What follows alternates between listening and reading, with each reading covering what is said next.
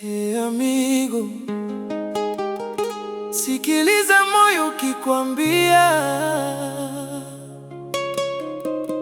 familia si mali ya kuchezea.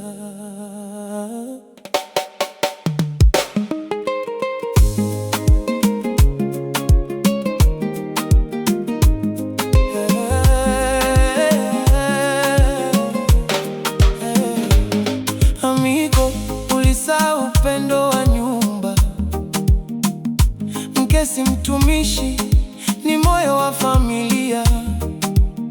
Anahitaji maneno ya faraja kila siku, mbusu na mikono ya kusema na kupenda. Watoto wako walihitaji uwepo wako, sio pesa tu, bali baba wa kweli, kuwalisha, kuwavisha, kuwapa joto ndani ya nyumba yenye amani na heshima. Ulisahau watoto ni malaika wadogo, wanalia kimya wakitafuta baba, na mama alichoka kusubiri. Amigo, rudi nyumbani. Nyumba bila upendo ni kama jangwa. Mke wako alihitaji ulinzi na heshima. Watoto wako walihitaji ndoto zako. Amigo, rudi nyumbani. Sasa machozi ni mengi kuliko maneno, lakini bado mlango wa rehema uko wazi. Rudi uanze upya.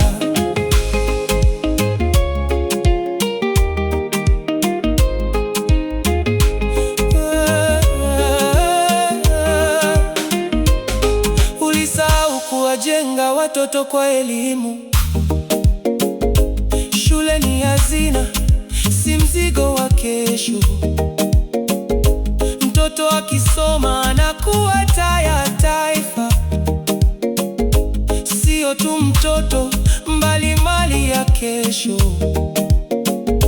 Lakini ulikimbia majukumu yako, ukata nyumba ikipoteza mwanga. Sasa watoto wako wako tena karibu, na wamechagua njia zao kimya kimya.